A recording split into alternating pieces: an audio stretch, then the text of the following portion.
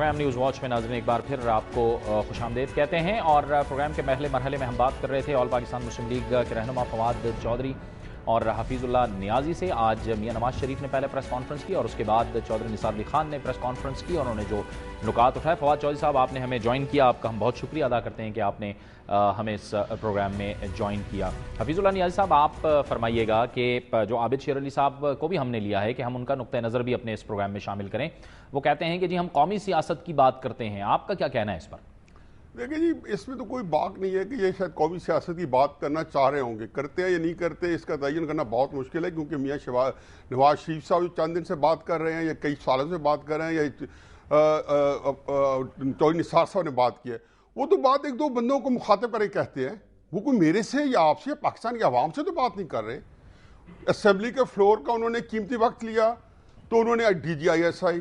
اور ایک دو بندے آئے، جنرل پرویز مشرف فلانا،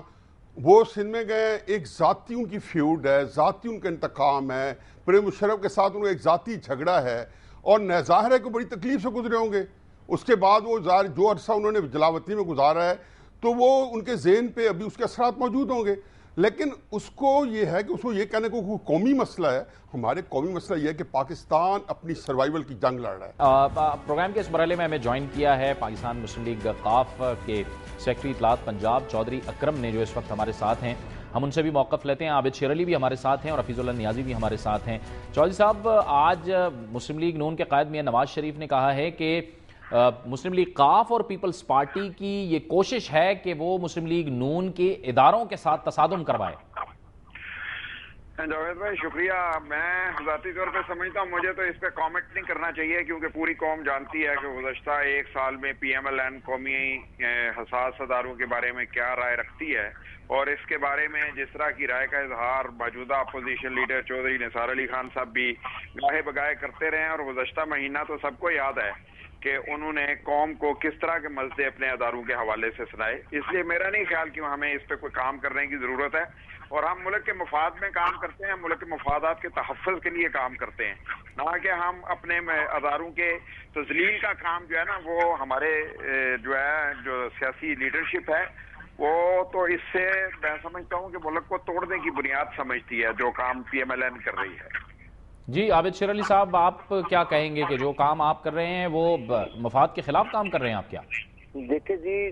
صاحب، اگر پاکستان کی سوورنٹی کی بات ہو، اگر فوج کو ان کے آئینی اداروں کے میں رہتے ہوئے کام کرنے کی بات ہو، اگر فوج کو سیاست میں حصہ لینے سے روکنے کی بات ہو، تو ہم یہ بار بار کریں گے، اور ایک فوج کا امیج ہے اور جو ان کا جو ڈیفائن کیا گیا ہے رول کانسٹیٹیوشن میں، تو ہم نے تو اس کی بات کی ہے۔ جب ایک ملک میں پارلیمنٹ موجود ہے، سیاسی ادارے موجود ہیں، تو یہ پھر ہمارا کام ہے کہ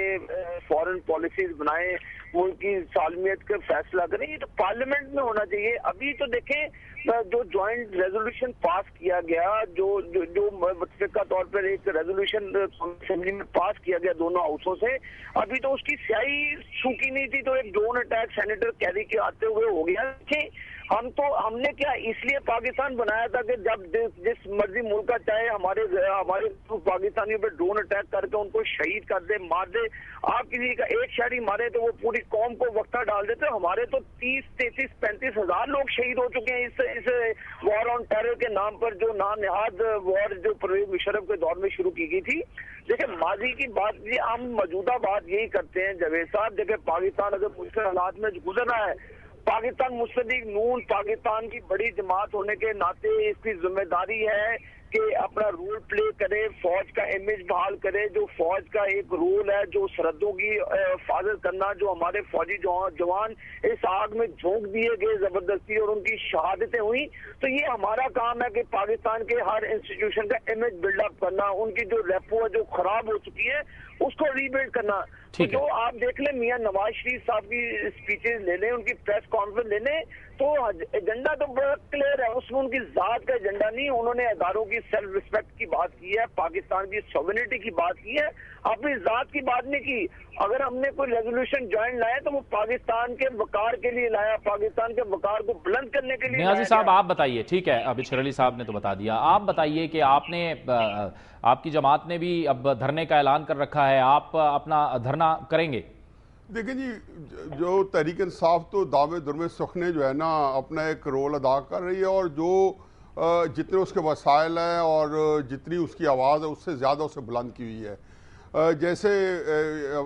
ہمارے بھائی عابد شیر علی صاحب نے فرمایا ہے کہ ایک مسلم نون جو ہے وہ ایک رول ادا کر رہی ہے، یا میں کہوں گا کرنا چاہ رہی ہوگی اور کرنا چاہیے اس کو۔ تو یہ ڈرون اٹیک ہیں، تو آج اس کا حل دیتے جائیں کہ جی آیا اس ڈرون اٹیک کے لیے میرا خیال ہے ان کو ایک واضح پالیسی دینی چاہیے، اور وہ شہباز شریف صاحب چند ماہ پہلے کہہ چکے ہیں بڑے دھیمے لفظوں میں کہ ہم ایک لانگ مارچ بھی کریں گے اور سب کچھ کریں گے، تو اس کا میرا خیال میں وقت آ گیا۔ اس میں پتہ کیا ہوگا کہ اس میں قوم جو ہے وہ یکجا ہو جائے گی۔ ایک ایسا ایشو ہے جس کے اوپر آپ ساری قوم کو اکٹھا کر سکتے ہیں، اور میں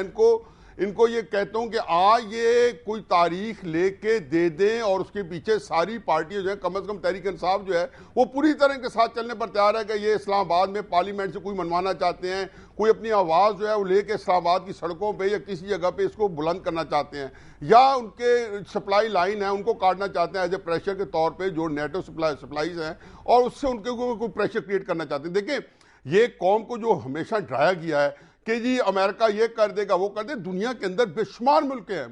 کہ درجنوں مثالیں ایسی موجود ہیں جنہوں نے ایک سٹینڈ لیا۔ امریکہ کے پاس یہ کیوبا ایک چھوٹا سا ملک ہے،